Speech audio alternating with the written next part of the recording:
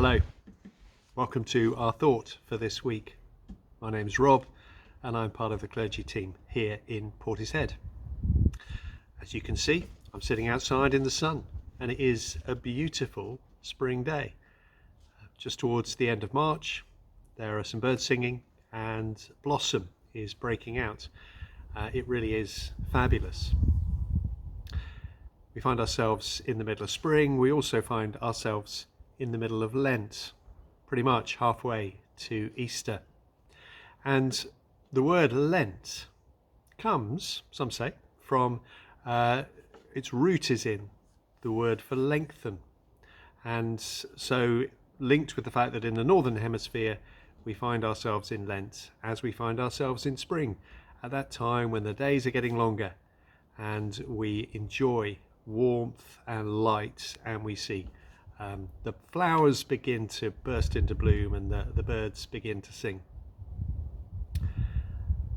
And yet Lent and spring can seem to be a little bit at odds sometimes, that at the point at which everything is opening up in Lent, perhaps we think of ourselves closing down a bit, hunkering down, giving things up, while some things are starting in Lent.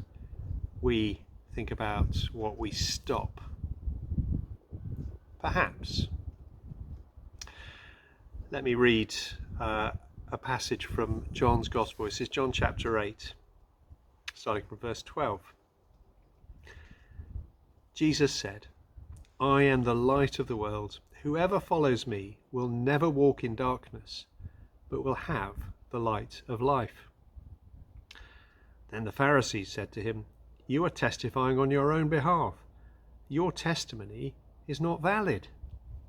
Jesus answered, "Even if I testify on my own behalf, my testimony is valid because I know where I've come from and where I am going. But you do not know where I come from or where I am going.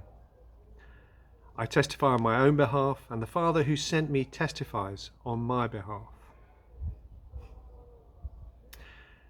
I am the light of the world," said Jesus. "Whoever follows me will never walk in darkness."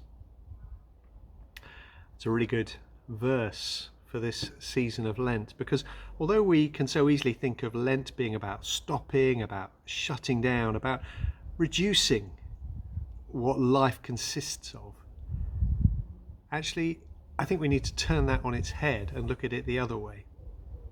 That Lent is a time when we remember what's really important, when we come and allow the light of Jesus to shine into our lives, as we perhaps put aside things that we really enjoy and like and are gifts of God, and yet we put them aside so that we can just spend a little bit more time focusing on God and remembering who Jesus is for us.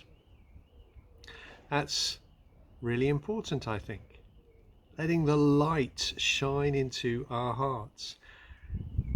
I wonder what it is you've been doing during Lent to remind yourself that you're a follower of Jesus. It's perhaps good as we hit this halfway stage to remind ourselves why it is we do those things.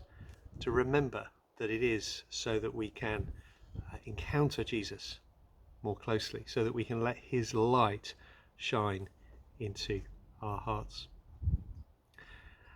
And there's another aspect of Lent which is about light, I think. There's that lovely Leonard Cohen song where he says, "There's a crack in everything. That's how the light gets in." Because in Lent, not only do we give things up, but we also focus down a little bit on our brokenness, on our fallenness, on our sinfulness, on the cracks that are in our lives and are in our world. And those cracks, well, they are unfortunate, and yet we remember that is part of our humanity, part of who we are. And taking a bit of time to focus on those cracks, partly because we would like to be less broken, but also, as Leonard Cohen says, because we remember that it is in our brokenness that we encounter God, that God comes to us in a broken human being, a human being who lived and who suffered and who died, broken on a cross. And that we are not human in spite of our brokenness, but in large part because of it, and God comes and meets us in the middle of it.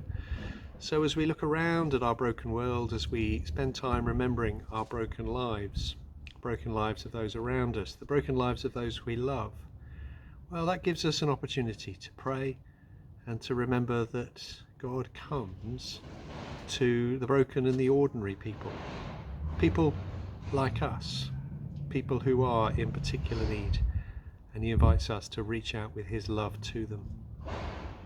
So I hope and pray that your Lent is being a blessing and a holy one, and may it continue to be so as we continue on this journey towards Easter.